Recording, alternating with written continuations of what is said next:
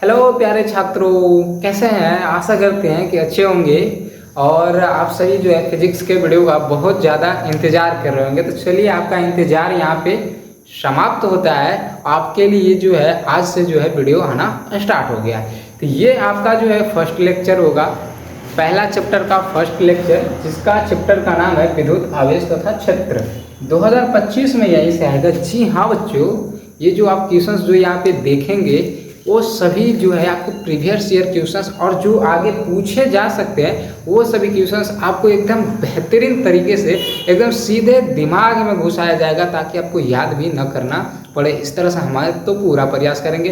बाकी आप कितना कंसंट्रेट से आप वीडियो को देखते हैं और उसको दिमाग में बैठाते हैं वो आप पे निर्भर करता है। चलिए हम लोग स्टार्ट करते हैं ना। तो ये हमारा फर्स्ट लेक्चर होगा। इसमें जो हम लोग वीवीआई सब्जेक्टिव के साथ साथ जो है उस सब्जेक्टिव से बनने वाले जो ऑब्जेक्टिव प्रश्न होंगे वो भी हम लोग देखेंगे। इसका मतलब सर कि इसमें ऑब्जेक्टिव और सब्जेक्टिव दोनों? जी हाँ, जैसे हम लोग मान चलिए सब्जेक्टिव पढ़े और उससे जो आपके ऑब्जेक्टिव जो बन रहे हैं ना वो भी आपको बताते जाएंगे, ताकि आपको कोई भी दिक्कत ना हो और आपको जो है ऑब्जेक्टिव अच्छे से समझ में आ जाए। इसका 2 वीडियो आएगा सब्जेक्टिव का, एक आज आया है, एक और आएगा सब्जेक्टिव का। उसके बाद आपको ऑब्जेक्टिव करवाएंगे ताकि फिर ऑब्जेक्टिव में आपको दिक्कत ना हो। और 3 वीडियो में आपका एक चैप्टर जो है खत्म हो जाएगा। उसी तरह से सभी का 3-3 वीडियो आते रहेगा और आपका चैप्टर वाइज जो है खत्म होते जाएगा समझा के, ठीक है ना। तो चलिए हम लोग स्टार्ट करते हैं। सबसे पहला क्वेश्चन है हमारा क्या कि आवेश संरक्षण सिद्धांत क्या है। ये देखिए इंपॉर्टेंट क्वेश्चन है। आप देख रहे हैं ये 2020 में और 2022 में जो है आपके एग्जाम में जो है पूछे जा चुके हैं, है ना। 2020 और 2022 में पूछे जा चुके हैं। आवेश संरक्षण के सिद्धांत क्या है ना। चलिए इसको समझते हैं। परिभाषा लिखा हुआ बट थोड़ा सा समझते हैं हम लोग। देखिए संरक्षण का सिद्धांत और वो भी आवेश के संरक्षण का सिद्धांत आपको मालूम होगा बाबू। अगर नहीं मालूम है तो जानिए कि ब्रह्मांड में यानी कि दुनिया में, पृथ्वी पे जितने भी वस्तु हैं सभी में जो आवेश जो होता है वो संरक्षित होता है ना। सभी में आवेश जो होता है क्या होता है? संरक्षित रहता है। मतलब कि क्या सर? तो मतलब इसका ये हुआ कि हम लोग जो है आवेश को न तो उत्पन्न कर सकते हैं और न ही नष्ट कर सकते हैं, है ना। न ही पैदा कर सकते हैं, न ही इसको खत्म कर सकते हैं। तो हम लोग करेंगे क्या सर, है ना। तो करेंगे हम लोग यही कि इसको जो एक वस्तु से दूसरे वस्तु में क्या करेंगे? ट्रांसफर कर देंगे, यानी कि स्थानांतरित कर देंगे। समझ गए? आवेश को न तो उत्पन्न किया जा सकता है और न ही समाप्त किया जा सकता है। बस इसे जो है एक वस्तु से दूसरे वस्तु में स्थानांतरित किया जा सकता है। इसे ही आवेश के संरक्षण का सिद्धांत कहा जाता है। एकदम आपको क्लियर? तो यहाँ पे परिभाषा देखिए कि आवेश एक संरक्षित राशि है ना। संरक्षित राशि यानी कंजर्वेड यूनिट है। इसे न तो उत्पन्न किया जा सकता है और न ही नष्ट किया जा सकता है। इसे एक वस्तु से दूसरी वस्तु में स्थानांतरित किया जा सकता है। यही तो है यार आपका आवेश के संरक्षित का सिद्धांत। खत्म? कुछ था? नहीं था सर। चलिए बाकी इम्पॉर्टेंट बहुत है। ये आपके एग्जाम में 2 नंबर में पूछे जाते हैं और चांस है कि इस बार पूछे। जो इस बार आपके एग्जाम में आने की संभावना है वही यहाँ पे क्वेश्चन हम आपके लिए लेके आए हैं। और इस चैप्टर से जो भी बनते हैं वो सब लेके आए, है ना, ताकि आपका छूटे ही नहीं। अगर ये हम लोग यहाँ पे जितने भी सब्जेक्टिव करेंगे अगर वो आप याद कर लेते हैं तो ये जो चैप्टर से क्वेश्चंस जो आएगा वो छूटेगा नहीं, चाहे ऑब्जेक्टिव हो या सब्जेक्टिव हो। और इसी तरह से हम लोग सभी चैप्टर्स को पढ़ लेंगे यार तो एक भी खत्म नहीं होगा, एक भी नहीं छूटेगा। खत्म नहीं, वो कुछ अलग बोल दिए। चलिए देखिए अब इससे जो देखिए ऑब्जेक्टिव बनता है उसका देखिए, है ना। ऑब्जेक्टिव देखते हैं, अभी हम लोग सब्जेक्टिव देखते हैं, अब इससे ऑब्जेक्टिव देखते हैं कि बनता क्या है ऑब्जेक्टिव, है ना। देखिए सबसे पहला ऑब्जेक्टिव है, सबसे पहला है क्या कि ब्रह्मांड का कुल आवेश नियत है। यह किसका सिद्धांत है? आवेश का संरक्षण, द्रव्यमान संरक्षण, ऊर्जा संरक्षण, संवेग संरक्षण। तो आप लोग तो इसका जवाब दे ही दीजिएगा ना, दे दीजिएगा कि नहीं? बोलिएगा अभी ना आप बताएं सर कि ब्रह्मांड में, दुनिया में, पृथ्वी पे जितना भी जो है कोई भी वस्तु में जो आवेश होता है वो क्या होता है, संरक्षित रहता है। यानी कि यहाँ पे बोला जा रहा है कुल आवेश नियत है तो किस में होता है, तो आवेश के संरक्षण के सिद्धांत में ना होता है। ये अभी तो हम लोग पढ़े है ना, ऑप्शन ए हो जाएगा। दिमाग खुल जाओगे कि नहीं, अगर ये ऑब्जेक्टिव पूछा जाएगा तो एक बात बताइए, आपको रटने की जरूरत नहीं पड़ा होगा, ये हम गारंटी देते हैं आपको। ये जो है रटने की जरूरत आपको नहीं पड़ा होगा, आपको याद हो गया होगा कि कैसे हुआ आवेश का संरक्षण कहाँ है ना, आवेश संरक्षण कैसे उसका आंसर हुआ आपको समझ में आ गया होगा कि कैसे हुआ है ना। चलिए इसी तरह से आपको सारा समझ में आएगा। लेकिन हाँ, जो क्रैश कोर्स को ज्वाइन नहीं किए हैं, क्रैश कोर्स को जरूर ज्वाइन कर ले। अभी हमारा क्रैश कोर्स चल रहा है, क्रैश कोर्स चल रहा है। ये क्रैश कोर्स जो ज्वाइन नहीं किए हैं जल्दी से ज्वाइन कीजिए। इसका जो फी है मात्र 199, 199 रुपये, बहुत ज़्यादा नहीं है। यहाँ पे जो आपको नंबर दिख रहा है इस पर आप मैसेज या कॉल करके आप पता कर सकते हैं, नहीं तो डायरेक्ट जो है बाल स्टडी ऐप को डाउनलोड कीजिए। बाल स्टडी ऐप को डाउनलोड कीजिए और वहाँ से जो है आप क्रैश कोर्स अपना बाई करके और उसके बाद क्रैश कोर्स कीजिए। वहाँ पे आपको सारा सब्जेक्ट पढ़ाया जा रहा है एकदम इसी तरह से। चलिए तो अब यहाँ पे जो क्वेश्चन है, अगला क्वेश्चन है कि एक वस्तु से दूसरी वस्तु पर आवेश का स्थानांतरण संभव है। तो ऑप्शन है चालन द्वारा, प्रेरण द्वारा, घर्षण द्वारा और डी में है उपयुक्त सभी से। तो एक इसका याद रखिएगा कि हो जाएगा उपयुक्त सभी से, यानी कि चालन को आवेश को जो है स्थानांतरित कर सकते हैं। कैसे कर सकते हैं, एक वस्तु से दूसरे वस्तु में कैसे कर सकते हैं, तो हम लोग घर्षण के द्वारा भी कर सकते हैं। घर्षण मतलब रगड़ के, मान चलिए कि दो वस्तु को हम रगड़ रहे हैं इस तरह से, मान के चलिए इस तरह से हम क्या करते हैं, दो वस्तु को हम देखिए रगड़ते हैं, दो वस्तु इसको रगड़ रहे हैं तो इससे आवेश निकल के इसमें आ जाएगा। यानी कि आवेश का स्थानांतरण कैसे हो रहा था, हम लोग रगड़ के भी कर सकते हैं, या तो हम लोग चालन द्वारा भी कर सकते हैं और या तो हम लोग प्रेरण द्वारा भी कर सकते हैं। ठीक ना। चालन द्वारा में क्या होता है कि दो वस्तु को सिर्फ संपर्क में रखा जाता है, दो वस्तु को रगड़ा नहीं जाता, सिर्फ संपर्क में रखा जाता है। घर्षण में क्या होता है कि रगड़ा जाता है इसे, चालन में क्या होता है कि इस तरह से रखा जाता है, ठीक ना, संपर्क में। और प्रेरण में क्या होता है कि थोड़ा सा दूर ही रखा जाता है इस तरह से, ठीक ना। तो इन तीनों विधि के द्वारा जो है आवेश को स्थानांतरित किया जा सकता है, यानी एक वस्तु से दूसरे वस्तु में इसको ट्रांसफर किया जा सकता है। किसको, तो चार्ज को। चार्ज कहने का मतलब आवेश को। आवेश का ऐसा मात्रा क्या होता है, कूलॉम होता है ना। चलिए अब हम लोग दूसरा क्वेश्चन देखते हैं। दूसरा क्वेश्चन भी बेहद इंपॉर्टेंट है। 2019 में और 2021 में जो ये क्वेश्चन पूछा जा चुका है आपके एग्जाम में, है ना, 2-2 साल छोड़ के पूछ रहा है ना। चलिए तो यहाँ पे क्वेश्चंस क्या है, पहले देखिए कि विद्युत फ्लक्स को परिभाषित करें। विद्युत फ्लक्स को परिभाषित करें, इसका SI मात्रक भी लिखें। विद्युत फ्लक्स होता क्या है ना, कौन सा ब्लॉक का नाम है, और ये इम्पोर्टेंट भी है, तो इसको तो याद करना है, लेकिन रट्टा नहीं मारना है ना। रट्टा नहीं मारना मतलब समझ के हमको करना है इसको। तो देखिए विद्युत फ्लक्स है क्या, इसका देखिए उत्तर में देखिए कि विद्युत क्षेत्र में रखे किसी पृष्ठ से लंबवत गुजरने वाले विद्युत क्षेत्र में, मान के चलिए कि ये जो है हमारा क्या है, ये इस तरह से कुछ हमारा विद्युत क्षेत्र है, ठीक है। आप टेढ़ा मेढ़ा कुछ भी ले सकते हैं, अगर ऐसे नहीं हुआ तो ज़्यादा हो जा रहा है यार टेढ़ा, है ना, इस तरह से। चलिए ये हमारा विद्युत फ्लक्स हो गया।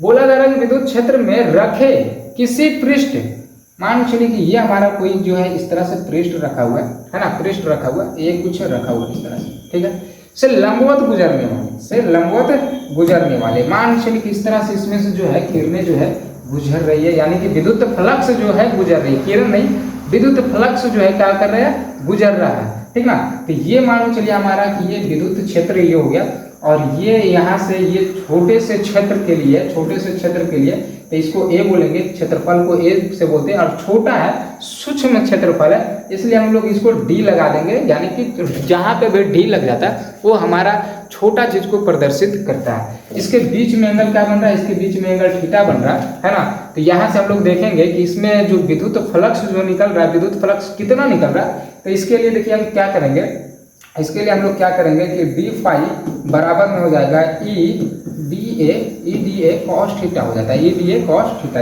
ये हमारा हो जाता है फॉर्मूला किसका, है ना, कि डी फाई यानी कि फाई को विद्युत फ्लक्स बोल रहा है, और ये छोटे से क्षेत्र के लिए है, इसलिए इसमें हम लोग डी लगाए हैं, तो ये हो जाएगा डी फाई बराबर E D A cos theta. अगर हम लोग ये पूरा क्षेत्र के लिए निकालना चाहते हैं, है ना, पूरे क्षेत्र के लिए अगर निकालना चाहते हैं तो क्या करेंगे, ये जो फाई जो देख रहे हैं आप, डी फाई जो देख रहे हैं, इसका समाकलन कर देंगे, इसका क्या कर देंगे, समाकलन अगर हम कर देते हैं, इसका समाकलन कर देते हैं, तो ये जो है हमारा पूरा फ्लक्स पता चल जाएगा कि पूरे क्षेत्र के लिए फ्लक्स हमारा पता चल जाएगा। और ये आ जाएगा हमारा, ये हमारा आ जाएगा A D A cos theta, ये आ जाएगा हमारा फॉर्मूला।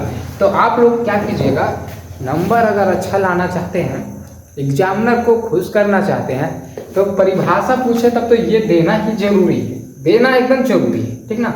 लेकिन अगर उसके साथ साथ फॉर्मूला भी और इस तरह से फिगर पार के लिख दीजिएगा, वाह हाँ, नंबर तो देगा ही देगा, है ना, छूटने वाला है नहीं। और आपको समझ में भी आया होगा, ठीक ना। और देखिए यहाँ पे समझिए कि किसी पृष्ठ से लंबवत गुजरने वाली विद्युत क्षेत्र या बल रेखाओं की संख्या, ये जो बल रेखाओं की संख्या देखिए इस तरह से मान चलिए कि इस तरह से जो है इस तरह से जो है इसमें क्या हो रहा है, इसमें जो है निकल रहा है, याद रखिएगा, इसमें इस तरह से है ना। रेखाओं की संख्या को विद्युत फ्लक्स कहते हैं। विद्युत फ्लक्स एक अदिश राशि, ये भी याद रखिएगा, आपसे ऑब्जेक्टिव में जो है पूछ लिया जाता है। अदिश और सदिश से तो एक क्वेश्चन रहता ही है यार, एक क्वेश्चन तो रहता ही है, याद रखिएगा। हो सकता है कि क्वेश्चन यही पूछ दे कि विद्युत फ्लक्स कौन सा राशि है, अदिश राशि है, सदिश राशि है, सी में रहेगा, ए बी दोनों, डी में रहेगा, इनमें कोई नहीं, याद रखिएगा अदिश राशि है, ठीक ना। कौन सा राशि है, अदिश राशि है, ऑप्शन हो जाएगा, ऑप्शन जो भी रहे ए में रहेगा अदिश, ए मार दीजिएगा, ठीक है, इतना हो गया। अब इसका हम लोग क्या करते हैं, इसका ये साइन मात्रक भी निकालना है ना। तो यहाँ से देखिए, यहाँ से याद रखिएगा कि फाई बराबर, इधर देखिए फाई बराबर, आप यहाँ पे ई डी ए इस तरफ लगा हुआ है ना, तो ये सबको हटा दिया जाता है क्योंकि यहाँ पे ए है ना, तो यहाँ से ई बराबर हो जाएगा ई ए, फाई बराबर क्या हो जाएगा, ई इंटू ए हो जाएगा, फाई बराबर ई इंटू ए हो जाएगा, क्योंकि यहाँ पे ये सबको हटा दिया गया, कॉस थीटा का कोई भी मात्रक नहीं होता, इसलिए वो सबको हटा दिया गया। तो यहाँ से ई क्या है हमारा, विद्युत क्षेत्र की तीव्रता, तो इसका जैसा मात्रक होता है वोल्ट पर मीटर होता है, वोल्ट पर मीटर होता है। और यहाँ पे ए क्या है, हमारा क्षेत्रफल है, और क्षेत्रफल में लंबाई गुने चौड़ाई होता है, तो इसका भी ये सही मात्रक क्या हो जाएगा, मीटर स्क्वायर हो जाएगा। 1 मीटर से मीटर कट जाएगा, यानी कि आ जाएगा वोल्ट इंटू मीटर आ जाएगा, वोल्ट इंटू मीटर। आप नीचे में लिख लीजिएगा, इसका विद्युत फ्लक्स का सही मात्रक क्या आ जाएगा, वोल्ट इंटू मीटर आ जाएगा। समझ गए। दूसरा क्वेश्चन भी आपको एकदम बहुत मजे से समझ में आ गया होगा, है ना। तो हमको पढ़ाने में मजा लग रहा है यार, तो आपको तो समझ में कितना अच्छे से आ रहा होगा। एक जरूर बताइएगा, जो नंबर आप देख रहे हैं ना, इस पे आप लोग फीडबैक अपना जरूर दीजिएगा, कि आप लोग फीडबैक नहीं देते हैं, यही गलत करते हैं। मैथ में भी आप लोग को इतना मजा आता है ना, लेकिन पढ़ लेते हैं, फीडबैक नहीं देते हैं। अरे इस नंबर पे मैसेज करके जरूर लिखा कीजिए कि आपको क्लास कैसा लगा, है ना। चलिए, अब इससे जो हम लोग को ऑब्जेक्टिव जो एग्जाम में पूछा जा सकता है, और इससे जो ऑब्जेक्टिव बनते हैं वो हम लोग देखते हैं कि किस तरह से जो है यहाँ पे ऑब्जेक्टिव बनते हैं। और एक बात बाबू, छूटेगा नहीं, है ना, छूटेगा नहीं। यहाँ पे जो भी ऑब्जेक्टिव आएगा आप बनाइएगा, ध्यान दीजिए। देखिए, सबसे पहला क्वेश्चन है यहाँ पे कि विद्युत फ्लक्स का ए साई मात्रा, तो ये अभी आपको बताया, विद्युत फ्लक्स यानी कि फाई बराबर ई इंटू ए। तो यहाँ पे ई का बताएं वोल्ट पर मीटर होता है, ये याद रखिएगा। ई मतलब विद्युत क्षेत्र की तीव्रता, हो सकता है डायरेक्ट पूछ दे कि विद्युत क्षेत्र की तीव्रता का ऐसा मात्रक क्या होता है, तो वोल्ट पर मीटर होता है ना, याद रखिएगा। और यहाँ पे ए का आ जाएगा ए स्क्वायर, सॉरी मीटर स्क्वायर, तो यहाँ से आ जाएगा वोल्ट मीटर आ गया। तो कौन सा ऑप्शन में, ऑप्शन ए में है यार, है ना। आप लोग बता दिए होंगे, एकदम आशा करते हैं कि पूरा आशा करते हैं कि आप लोग जो है बता दिए होंगे, समझ में भी आ रहा होगा। हाँ, एक चीज़ और कि आपके लिए तो इतना बेहतरीन कंटेंट दे रहे हैं, मजा आ रहा होगा। हमारे लिए भी कुछ क्या कीजिए, जो भी आपके साथी हैं, सहेली हैं, दोस्त है, जो भी है ना, या रिश्तेदार के भाई बहन जो भी है ना, सब आप लोग समझ रहे होंगे। अगर वो लोग कक्षा 10th में है या 12th में, तो उनको जरूर बताइए क्रैश कोर्स ज्वाइन करने के लिए। 10th में भी धमाकेदार चल रहा है, 12th में भी धमाकेदार आप लोग देख ही रहे। साइंस हो या आर्ट्स हो, सभी का क्लासेस चल रही है, तो आप लोग जरूर हमारे वीडियो को शेयर उनके साथ जरूर कीजिए, है ना, और उनको जो है बताइए जरूर, ठीक है। चलिए, बाकी दूसरा क्वेश्चन है कि विद्युत फ्लक्स का सूत्र निम्न में से कौन सा, अभी बताए ना यार, फाई बराबर हो जाता है ई इंटू ए। अगर समाकलन लगा दिया जाए तो डी फाई बराबर में हो जाता है E dot A cos theta. अगर इसी ये छोटा के लिए, छोटा क्षेत्र के लिए हो गया, अगर हमको बड़ा क्षेत्र के लिए चाहिए तो क्या करेंगे, इसका समाकलन कर देंगे तो आ जाएगा E D A cos theta, हो गया। बड़ा क्षेत्र के लिए निकालेंगे तो ठीक है। अब ये हो गया, तो यहाँ पे कौन सा, अच्छा ये तिरछा है ना, आप लोग इसको सीधा कर लीजिएगा इस तरह से, ठीक ना। थोड़ा सा ये तिरछा हो गया, हमारे टाइपर जो है, हमारे टाइपिंग वाले जो है वो तिरछा कर दिए, इसको इस तरह से कर दीजिएगा। चलिए, तो ये हो गया 5 बराबर हो गया ई ए, कौन सा है आपको, ऑप्शन ए ही दिख रहा है। चलिए अब अगला क्वेश्चन चलते हैं हम लोग। अगला क्वेश्चन आपका तीसरा नंबर, गाउस के नियम को लिखे। गाउस के नियम को लिखे एक बेहद इम्पोर्टेंट, कहा नहीं जा सकता है, इतना इम्पोर्टेंट ये है ना, इतना इम्पोर्टेंट है, इतना महत्वपूर्ण है कि कहा नहीं जा सकता है।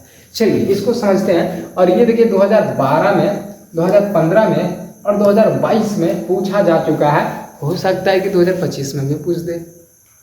अरे पूछे या ना पूछे, हम लोग को पढ़ना भी जरूरी है। और पूछेगा कहाँ से, जो हम करवा रहे हैं ना सब्जेक्टिव, इसी में से कोई ना कोई रहेगा, तो बस इसी को खत्म कर देना। आपको देखिए रटने की आवश्यकता नहीं पड़ रही होगी, है ना, रटने की आवश्यकता नहीं पड़ रही होगी, आपको याद होते जा रहा होगा, है ना। चलिए, अरे यार फ्लाइट मोड करना भूल गया, कॉल पे कॉल, वीडियो रिकॉर्ड नहीं हुआ होगा।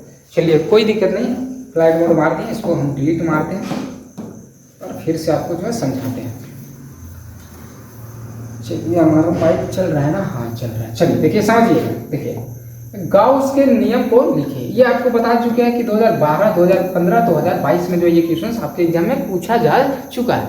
अब ये समझिएगा गाउस के नियम कहता क्या है, उत्तर में लिखिएगा कि किसी वैद्युत क्षेत्र में स्थित बंद पृष्ठ, है ना, बंद पृष्ठ, कोई जो है बंद पृष्ठ है, तो इस तरह से मान के चलिए कि एक जो है बंद पृष्ठ है, ठीक ना, इस तरह से। तो गाउस का नियम देखिए कहता क्या है, गाउस का नियम कहता क्या है कि कोई एक बंद पृष्ठ है, इसमें एक आवेश को जो है घेरे रखा हुआ है। बंद पृष्ठ के अंदर एक आवेश को घेरे रखा हुआ है, और इस बंद पृष्ठ से, यानी कि इस पृष्ठ से निकलने वाला जो फ्लक्स है, इस बंद पृष्ठ से जो निकलने वाला जो फ्लक्स है ना, इस Q आवेश के 1/ε0 गुना के बराबर होता है। ये हमारा होता है गाउस का नियम।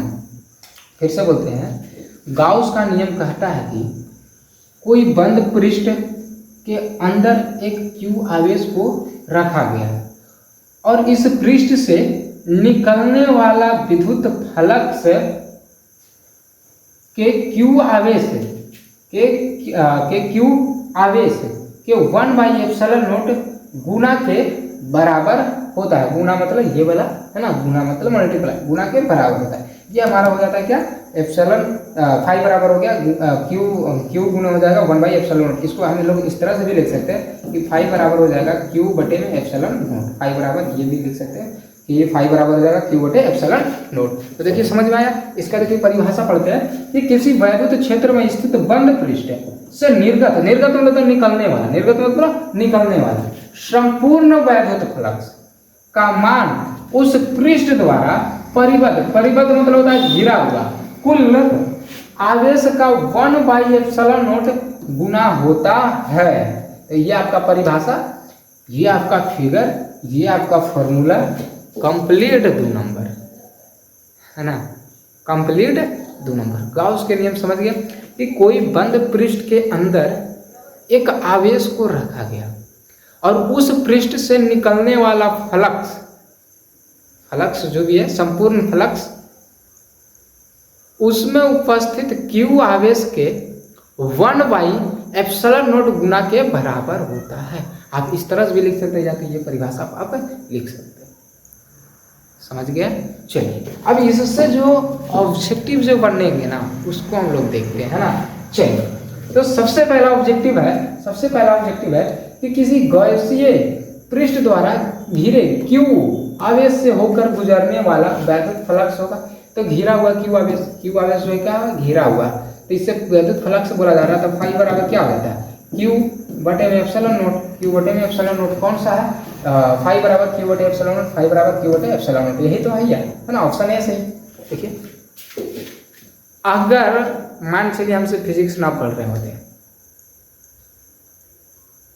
इनसे फिजिक्स ना पढ़ रहे होते, तो ये गारंटी देते हैं कि आपको रटना पड़ता है। रटते कैसे, कि किसी गैसीय पृष्ठ द्वारा घिरे Q आवेश से होकर गुजरने वाला कुल वैद्युत फ्लक्स से 5 बराबर Q बटे ε0, 5 बराबर Q बटे ε0, 5 बराबर Q बटे ε0, 5 बराबर Q बटे ε0। लेकिन हमसे पढ़ रहे हैं तो रटना ना पड़ेगा, ईमानदारी से आप लोग इस नंबर पे जरूर फीडबैक अपना दीजिएगा, ठीक ना। और ये नहीं बोलिएगा कि सर क्लास में टाइम पास करते हैं, अरे यार समझा रहे हैं, टाइम पास नहीं कर रहे हैं। चलिए ये हो गया आपका। चलिए अब यहाँ पे देखिएगा, अब इसके दूसरा ऑब्जेक्टिव क्या बन रहा है कि यदि आवेश गैसीय पृष्ठ के बाहर स्थित हो, आवेश जो है मान चलिए पृष्ठ है, गैसीय पृष्ठ है, गैसीय पृष्ठ है, और आवेश अंदर में न रह के बाहर है, आवेश अंदर में न रह के बाहर है, तो पृष्ठ से घिरा कुल फ्लक्स क्या होगा। अरे यार अंदर है ही नहीं तो फिर क्या ही होगा, अरे अंदर है ही नहीं तो क्या होगा। कहने का मतलब कि मान चलिए एक घर है, अब इसमें मान चलिए कि कुत्ता है, इसमें क्या है, कुत्ता है ना, कुत्ता है, लेकिन ये जो कुत्ता है वो अभी इसमें नहीं है, वो कुत्ता जो अभी बाहर निकला हुआ है, वो कुत्ता जो अभी बाहर निकला हुआ है, ठीक है। अब आपसे पूछेगा कि इसके अंदर कितना है कुत्ता, तो बोलिएगा नहीं है, तो उसी तरह से यहाँ भी यहाँ पे जीरो हो जाता है, यानी कि इसमें जितना जाता है फ्लक्स उतना जो है बाहर निकल जाता है। तो इसका जो है हमारा क्या हो जाएगा, फ्लक्स जो हो जाएगा गैसीय पृष्ठ के बाहर जो स्थित पृष्ठ से घिरा कुल फ्लक्स क्या हो जाएगा, हमारा शून्य हो जाएगा, ठीक है। तो ये हमारा आंसर याद रखिएगा क्या हो जाएगा, डी राइट आंसर हो जाएगा। चलिए अब अगला हमारा चौथा है कि आयतन आवेश घनत्व को परिभाषित करें तथा इसका एसआई मात्रक भी लिखिए। ये भी बहुत इंपॉर्टेंट क्वेश्चन है 2021 और 2023 में जो है ये भी क्वेश्चन जो है पूछा जा चुका है ना। आयतन आवेश घनत्व समझिएगा। देखिए होता क्या है, इसका उत्तर में लिखिएगा कि जब आवेश का वितरण वस्तु के आयतन में होता है, जैसे कहने का मतलब कि मान चलिए ये हमारा एक वस्तु है, मान चलिए कुछ भी मान लीजिए, मान चलिए कि फुटबॉल है, मान चलिए क्या फुटबॉल है। अब इसमें जो हम लोग इसमें क्यू आवेश दे रहे हैं, इसमें कितना आवेश दे रहे हैं, क्यू आवेश। तो इसमें जो आवेश का वितरण जो है, यानी कि ये एक वस्तु का आयतन है, कौन सा वस्तु का आयतन है, तो फुटबॉल का। तो ये फुटबॉल का जो वस्तु का जो आयतन है, इसमें हम लोग क्यू आवेश दे रहे हैं, तो इसमें जो आवेश का जो वितरण होगा और सभी जगह समान होगा, मतलब यहाँ भी आवेश, यहाँ भी आवेश, यहाँ भी, यहाँ भी, यहाँ भी, यहाँ भी, यहाँ भी, यहाँ भी, यहाँ भी, मतलब कि सभी जगह क्या होगा, समान वितरण होगा आवेश का, ठीक ना। सभी जगह क्या होगा, समान वितरण होगा आवेश का। अब मान के चलिए कि जो इसका जो आयतन है, आयतन को हम लोग जानते हैं, आयतन को इंग्लिश में क्या बोलते हैं, वॉल्यूम बोलते हैं। वॉल्यूम को हम लोग VOWME, पता ना मीनिंग गड़बड़ा है, इंग्लिश में ही जानते हैं, ठीक ना। चलिए अब उतना भर जानते हैं, लेकिन यहाँ पे वॉल्यूम को हम लोग भी से सूचित करते हैं। तो मान चलिए इसका वॉल्यूम भी है, तो ये आपका हो जाएगा जब आवेश का वितरण वस्तु के आयतन में होता है, तो प्रति एकांक आयतन आवेश की मात्रा को आवेश का आयतन घनत्व कहते हैं, आयतन घनत्व। और आयतन घनत्व को हम लोग जो है रो द्वारा सूचित करते हैं। तो रो बराबर हो जाएगा Q और बटे में हो जाएगा V, रो बराबर हो जाएगा Q बटे में V। ये हमारा हो जाएगा आयतन आवेश घनत्व का परिभाषा, ठीक ना। और इसका एसआई मात्रक भी निकालना है ना। चलिए इसका एसआई, ये फिगर हो गया, ये फॉर्मूला हो गया, इसका एसआई मात्रक देखते हैं। तो Q का एसआई मात्रक क्या होता है, कूलॉम होता है। और V है ना, V यानी कि वॉल्यूम है, यहाँ पे वोल्ट नहीं है, यहाँ पे वॉल्यूम मतलब आयतन है। तो आयतन क्या हो जाता है, मीटर क्यू हो जाएगा, इसका क्या हो जाएगा, मीटर क्यू। तो ये आपका हो जाएगा एसआई मात्रक, ठीक है। अब एसआई मात्रक निकाल ही लिए, इसका बीमा भी हम लोग निकाल लेते हैं ना, इसका बीमा भी हम लोग निकाल लेते हैं। इसका बीमा क्या हो जाएगा, सी मतलब कि आवेश, आवेश का बीमा क्या होता है, AT होता है, क्या होता है, AT होता है बटे, यहाँ पे L है ना, सॉरी M है, तो इसका हो जाएगा LQ हो जाएगा। अब ये देखिए L ऊपर जाएगा तो माइनस में हो जाएगा, और ये आ जाएगा TA, तो ये इसका आ जाएगा बीमा आ जाएगा L के पावर -3 TA। तो एसआई मात्रक भी देख लिए, बीमा भी देख लिए, परिभाषा भी देख लिए, फॉर्मूला भी देख लिए, कंप्लीट हो गया हमारा आयतन आवेश घनत्व। समझ में आ गया होगा कि क्या चीज़ हम कहे थे और क्या चीज़ बोले और क्या चीज़ हम आपको समझाने का प्रयास किए। तो ये फॉर्मूला देखिए, परिभाषा भी इम्पोर्टेंट है, फॉर्मूला इंपॉर्टेंट कब होता है, आपके ऑब्जेक्टिव के लिए, और परिभाषा आपके 2 नंबर के लिए, एकदम याद रखिएगा। अब इससे जो हमारा जो ऑब्जेक्टिव बनता है वो हम लोग देखते हैं। चलिए समझिएगा। देखिए पहला क्वेश्चन है कि आयतन आवेश घनत्व का एसआई मात्रक क्या है।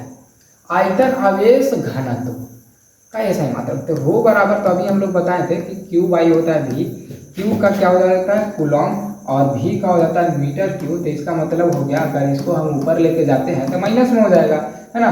माइनस में हो जाएगा, यानी कि इसका एस आई मात्रक क्या हो जाएगा, कूलॉम्ब मीटर इनवर्स, सॉरी 3 है ना, तो 3 हो जाएगा, इनवर्स नहीं होगा, कूलॉम्ब मीटर के पावर -3 हो जाएगा, तो कूलॉम्ब मीटर के पावर -3, ऑप्शन बी हो गया।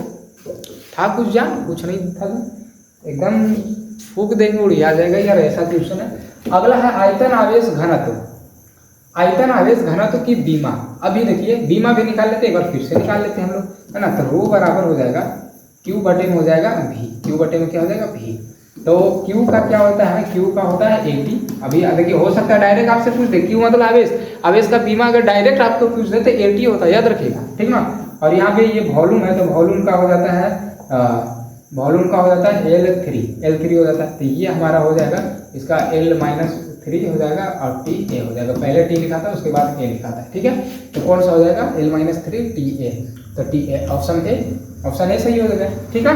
चलिए अब अगला क्वेश्चन हमारा 5वां नंबर क्वेश्चन है, बहुत इंपॉर्टेंट है, जितने भी क्वेश्चन करवा रहे हैं सारा का सारा इंपॉर्टेंट है, सारा का सारा इंपॉर्टेंट है। देखिए क्वेश्चन क्या बोल रहा है कि विद्युत क्षेत्र की तीव्रता, विद्युत क्षेत्र की तीव्रता, इसको हम लोग ई से सूचित करते हैं, आपको मालूम है, शुरू से बताते आ रहे हैं, है ना। तो उससे आप क्या समझते हैं, ये देखिए आपके 2019, 2020, 21 लगातार पूछा है यार, ना, लगातार पूछते गया, एकदम छोड़ना नहीं है ये सब क्वेश्चन को, कॉपी में नोट करना, पीडीएफ के चक्कर में मत रहिएगा, पीडीएफ बट पीडीएफ, कॉपी उठाइए, नोट्स बनाइए, हमारे पास उपलब्ध ही नहीं है, यहाँ पे कॉपी रहता दिखाते हैं, नोट्स बनाइए। अरे हाथ से लिखा हुआ रहेगा ना तो आपके ध्यान में ज़्यादा रहेगा, पीडीएफ के चक्कर में कहाँ रहते हैं, मोबाइल से पढ़ पाइएगा, मोबाइल खोलिएगा जैसे ही पढ़ने के लिए कि पीडीएफ देखते हैं, तब ले आ जाएगा ऊपर से तुरंत मैसेज, कोई लाइव आया है इंस्टाग्राम पे, तो कोई रील्स डाला है, उसको देखते हैं, एक को देखने जाइएगा तो हज़ारों को हो जाएगा, टाइम ही खत्म। इसलिए कॉपी में नोट किया कीजिए। हमसे जो है बच्चे लोग पूरा दम करते रहते हैं, सर पीडीएफ हम देते नहीं है, पीडीएफ देंगे पढ़ेगा ही नहीं, पीडीएफ से और बेकार हो जाता है लड़का, लेकिन दे देते हैं, फिर भी दे देते हैं। चलिए, तो विद्युत क्षेत्र की तीव्रता से आप क्या समझते हैं, ये हमसे पूछा जा रहा है। देखिए समझिएगा, इसका उत्तर में लिखिएगा, है ना, कि विद्युत क्षेत्र में किसी बिंदु पर रखे परीक्षण आवेश, मान चलिए हमारा कोई है जो विद्युत क्षेत्र है, ये हमारा क्या विद्युत क्षेत्र है, यहाँ पे ई है, ठीक। अब विद्युत क्षेत्र जो आप देख रहे हैं, यहाँ पे विद्युत क्षेत्र जो आप देख रहे हैं, इसमें कोई परीक्षण आवेश Q को रखा गया, Q को रखा गया। तो ये जो विद्युत क्षेत्र देख रहे हैं, परीक्षण आवेश Q को जो रखा गया, तो विद्युत क्षेत्र में यही पता किया जाता है कि इस Q आवेश पे, इस Q आवेश पे कितना बल लग रहा है, कितना बल लग रहा है, इसी को तो हम लोग विद्युत क्षेत्र की तीव्रता कहते हैं। समझिएगा, बोला कि विद्युत क्षेत्र में किसी बिंदु पर रखे परीक्षण आवेश पर लगने वाले बल, इस पे Q पे कितना बल लग रहा है ना, परीक्षण आवेश के अनुपात को, अच्छा ये फॉर्मूला का बात कर रहा है, अनुपात। तो यहाँ पे देखिए ये जो परीक्षण आवेश के अनुपात को, तो यहाँ पे आप ज्यादा फॉर्मूला ई बराबर होता है एफ, तो एफ बटा में हो जाएगा क्यू, एफ बटा में क्या हो जाएगा क्यू, ये हमारा हो जाता है, ये फॉर्मूला विद्युत क्षेत्र की तीव्रता का फॉर्मूला होता है, ई बराबर होता है एफ बटे क्यू। मतलब समझिएगा कि देखिए फिर से समझिए, देखिए बोला जा रहा क्या कि विद्युत क्षेत्र में, ये हमारा विद्युत क्षेत्र है, किसी बिंदु पर, ये हमारा एक बिंदु है, मान चलिए यहाँ पे एक हमारा क्या बिंदु है, ठीक। परीक्षण आवेश पर, ये परीक्षण आवेश पर लगने वाले बल तथा परीक्षण आवेश के अनुपात मतलब बटा को उस बिंदु पर विद्युत क्षेत्र की तीव्रता कहते हैं, विद्युत क्षेत्र की तीव्रता कहते हैं। ई बराबर आ जाएगा एफ बटे क्यू आ जाएगा, ये हमारा हो जाता है फॉर्मूला। अगर इस पे बल पूछ दे तो एफ बराबर ये दोनों गुना हो जाता है, ई क्यू हो जाएगा, ई क्यू, तो एफ बराबर आ जाएगा ई क्यू, ठीक ना। चलिए ये वाला फिगर पा लीजिएगा और ये वाला लिख लीजिएगा। उसके बाद है कि विद्युत क्षेत्र की तीव्रता को ई, यहाँ पे वेक्टर लगा लीजिएगा क्योंकि ये सदिश राशि है, विद्युत क्षेत्र की तीव्रता जो एक सदिश राशि है, तो विद्युत क्षेत्र की तीव्रता को ई से प्रदर्शित, वेक्टर ई से प्रदर्शित करते हैं, ठीक है। ये वाला फॉर्मूला याद हो गया आपको। चलिए अब इसके बाद इससे जो ऑब्जेक्टिव बनते हैं वो वाली हम लोग देखते हैं। देखिए तो पहला ऑब्जेक्टिव है कि विद्युत क्षेत्र की तीव्रता का सूत्र है, तभी पता है ना कि ई बराबर एफ बटे क्यू, एफ बटे हो जाएगा क्यू। तो कौन सा आपको दिख रहा है, तो ऑप्शन ए दिख रहा है आपको, ऑप्शन ए। चलिए इसके बाद है आपका दूसरा नंबर क्वेश्चन। दूसरा नंबर क्वेश्चन क्या है कि एकल बिंदु आवेश Q से R दूरी पर, मान चलिए कि ये Q है और इससे जो है R दूरी पर एक बिंदु पे हमसे जो विद्युत क्षेत्र की तीव्रता पूछा जा रहा है। तो विद्युत क्षेत्र की तीव्रता कितना होगा, तो ये होता है विद्युत क्षेत्र की तीव्रता होता है 1/4 पाई एप्सिलॉन नॉट Q बटे में होता है R स्क्वायर। ये होता है विद्युत क्षेत्र की तीव्रता किसी बिंदु पर, है ना, R दूरी के किसी बिंदु पर विद्युत क्षेत्र की तीव्रता पूछा जाएगा। तो ये बराबर होता है 1/4 पाई एप्सिलॉन नॉट Q बटे R स्क्वायर। और आप लोग पढ़े होंगे कि ये जो मान आप देख रहे हैं 1/4 पाई एप्सिलॉन नॉट, ये K का मान होता है 1/4 पाई एप्सिलॉन नॉट, ये K का मान होता है। तो आप यहाँ से इसके जगह पे K रख दीजिए, तो यहाँ से आ जाएगा हमारा E बराबर में आ जाएगा, E बराबर में आ जाएगा KQ बटे में R स्क्वायर, KQ बटे में R स्क्वायर। तो यहाँ से आपका कौन सा ऑप्शन मिल रहा है, कौन सा ऑप्शन मिल रहा है, KQ बटे में R स्क्वायर, ऑप्शन डी मिल रहा है। E बराबर आ जाएगा KQ बटे R स्क्वायर, है ना, KQ बटे R स्क्वायर। समझ में आया दोस्त, आ गया सर, आ गया। चलिए अब आगे चलते हैं लोग। अब अगला क्वेश्चन हमारा बहुत अच्छा क्वेश्चन है, ये 6ठा नंबर क्वेश्चन कि दो समान बिंदु आवेश के निकाय के कारण विद्युत क्षेत्र की बल रेखाएं खींचे। आहा, दो समान आवेश, तो देखिए ये आपका प्लस है और ये आपका प्लस है, तो ये भी तो समान आवेश है, ये आपका माइनस है और ये आपका माइनस है, तो ये दोनों भी तो समान आवेश ही है। अब इससे जो है बोल रहा है क्या कि विद्युत क्षेत्र बल की रेखाएं खींचना आपसे। तो देखिए इसको किस तरह से करेंगे, देखिए समझिएगा, देखिए ये हो गया। अब क्या कीजिए ना कि इसको देखिए इस तरह से कर दीजिए, इस तरह से, जिस तरह से पार रहे ना दोस्त, इसी तरह से पारिएगा, थोड़ा जो अच्छा लगेगा। तो इसको जो है थोड़ा सा, चलिए देखिए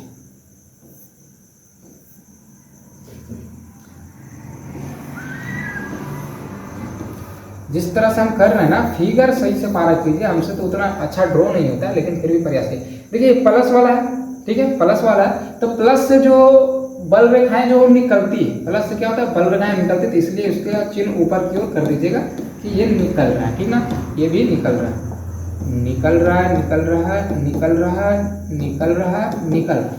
ये हमारा हो गया प्लस है। माइनस के लिए तो जगह ही नहीं बचा, माइनस के लिए भी कर देते हैं, वहीं पे इधर कर देते हैं, यहाँ पे नहीं बच रहा तो यहाँ पे कर देते हैं, ठीक ना। ये माइनस हमारा हो गया और ये माइनस हमारा हो गया, तो इससे भी वही करेंगे, सेम टू सेम, कोई गड़बड़ी वाली बात नहीं है।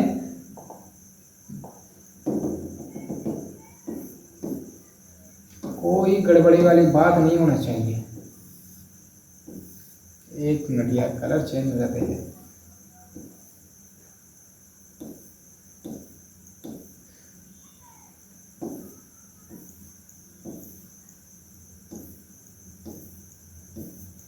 अब विद्युत बल रेखाएं जो होती है माइनस में अंदर की ओर जाती है, तो ये अंदर की ओर जाएंगे, मतलब प्लस से निकल के माइनस में जाती है, ठीक ना, ये अंदर की ओर जाएंगे।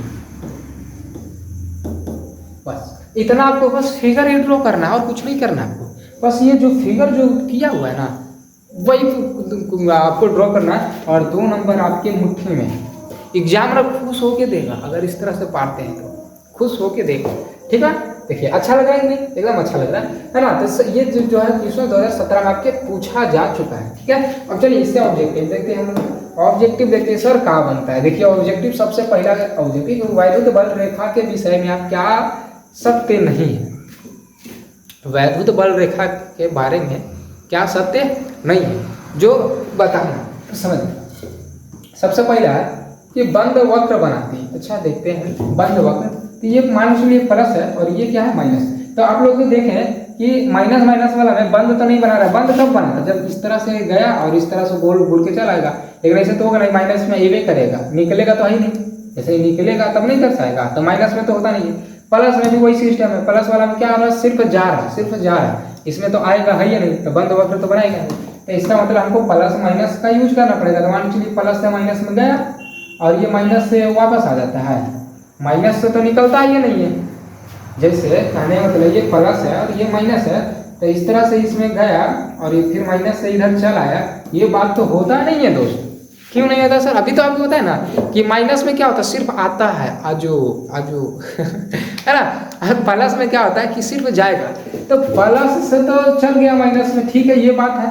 लेकिन माइनस से कहाँ आएगा, ये तो सिर्फ प्लस से माइनस में जाता ही है, माइनस से तो निकलेगा ये नहीं, तो बात तो ये गलत है। तो बंद वक्र कब बनाता, जब इस तरह से होता कि प्लस से जा रहा है माइनस में, फिर माइनस से प्लस मारा, तब ना बंद वक्र बनाता है, बंद इस तरह से देखिए बात। लेकिन ऐसा तो हो नहीं रहा, इसका मतलब है कि बंद वक्र नहीं बनाते, ये बात गलत है। दूसरा है कि धनावेश से बाहर निकलते, धनावेश बात सही है, प्लस से बाहर निकलता है, ऋणावेश पर समाप्त होती, बात सही है, ऋणावेश पे खत्म हो गया है ना। तीसरा है कि खींची गई स्पर्श रेखा विभव को बताती है, नहीं मान चलिए अगर इससे जो हम लोग स्पर्श रेखा खींचते हैं, तो स्पर्श रेखा अगर खींचते हैं हम लोग, ये विभव को नहीं, ये विद्युत क्षेत्र की तीव्रता को दर्शाता है, ना कि विभव को, तो ये भी बात गलत है। इसका मतलब हमारा ए और डी जो है हमारा क्या है, वो गलत है, गलत है, ठीक है। इसका आंसर कौन सा हो जाएगा, ए और डी हो जाएगा। कंप्लीट। चलिए अब आगे, अब अगला हमारा देखिए सातवां है, क्या बोला जा रहा है सातवां, कि परावैद्युत शक्ति एवं अपेक्षित परावैद्युतांक को परिभाषित करें। ये भी बेहद इंपॉर्टेंट क्वेश्चन है, 2016 में जो है आपके एग्जाम में पूछा जा चुका है, ठीक है। समझिए परावैद्युत शक्ति होता क्या है, परावैद्युत शक्ति होता क्या है। तो मान चलिए कि ये वस्तु है, मान चलिए एक वस्तु है, अब इसका जो है हमको परावैद्युत शक्ति पता करना है कि है कितना, इसमें परावैद्युत शक्ति इसमें है कितना। तो हम क्या करेंगे, ये वस्तु को जो है विद्युत क्षेत्र में जाके रख देंगे, कहाँ पे रख देंगे, विद्युत क्षेत्र में। ये वस्तु को जो हम जो है इसको जो हम विद्युत क्षेत्र में जाके रख देंगे, ठीक है, विद्युत क्षेत्र में जाके रख देंगे। अब क्या है कि विद्युत क्षेत्र में जो उसकी जो बल रेखा है ना, बल जो रेखा है इससे गुजरेगा, लेकिन ये रोकने का प्रयास करेगा, लेकिन ये क्या करेगा, रोकने का प्रयास करेगा। मान चलिए विद्युत क्षेत्र में रखा हुआ है, इससे जो बल रेखा जो है पार हो रही है ना, मतलब इस पे आ रहा है, अब ये रोक रहा है, इसके अंदर से उधर जाने नहीं दे रहा है। तो जब तक इसमें उतना शक्ति है कि उसको रोक सकता है, जितना इसमें क्षमता, जितना इसमें पावर है कि ये उस बल रेखा को रोक सकता है ना, तब तक यह जो है अचालक बना रहेगा। जब तक ये अपने अंदर से बल रेखा को गुजरने नहीं देगा, तब तक यह क्या होगा, अचालक बना हुआ रहेगा। लेकिन जैसे ही इसकी क्षमता से जो है ज़्यादा बल रेखा हो जाए और इसके अंदर से होकर गुजरने लगे, तो जैसे ही बल रेखा गुजरा, ये जो है चालक बन जाएगा। ये क्या हो जाएगा, चालक बन जाएगा। समझे हम क्या बोले, जैसे एक कैपेसिटी होता है, जैसे मान चलिए कोई व्यक्ति जो है 10 लीटर पानी पी सकता है, तो उसको 10 लीटर दे दीजिए ना, पी लेगा। 10 लीटर से ज़्यादा कीजिएगा, उसका पेट फट जाएगा। तो वही इसके साथ हो रहा है। मतलब कहने का मतलब, परिभाषा समझिए अब, कि वैद्युत क्षेत्र का तीव्रता का वह अधिकतम मान जहां तक परावैद्युत माध्यम अचालक बना रहता है, परावैद्युत शक्ति कहलाता है। जहां तक जो पदार्थ जो है, जो परावैद्युत जो माध्यम है, वो अचालक बना रहता है। अचालक कब तक बना रहेगा, जब तक इसके अंदर से, यानी इससे जो होकर बाहर नहीं निकल जाए बल रेखा, यानी कि विद्युत क्षेत्र की तीव्रता, विद्युत क्षेत्र की तीव्रता यानी बल रेखा जब तक इससे बाहर ना निकल जाए, तब तक यह अचालक बना रहेगा। और तब तक अचालक बना रहेगा, उसी को तो हम लोग बोलते हैं परावैद्युत शक्ति। ठीक है, समझ गए। चलिए, उसके बाद हमारा देखिए अपेक्षित परावैद्युतांक। ये देखिए क्या होता है, आपको दिख रहा है ना, हाँ दिख रहा है। चलिए देखिए, किसी माध्यम का परावैद्युतांक, समझिएगा, किसी माध्यम का परावैद्युतांक होता है एप्सिलॉन का परावैद्युतांक, और निर्वात के परावैद्युतांक ये होता है एप्सिलॉन नोट, है ना। किसी माध्यम का परावैद्युतांक और निर्वात के परावैद्युतांक के अनुपात मतलब बटा में का माध्यम का सापेक्ष परावैद्युतांक कहलाता है। तो ये हमारा हो जाएगा एप्सिलॉन आर। यानी सिंपल कहने का मतलब हुआ कि एप्सिलॉन आर बराबर epsilon by epsilon naught, epsilon R बराबर एप्सिलॉन बाई एप्सिलॉन नोट।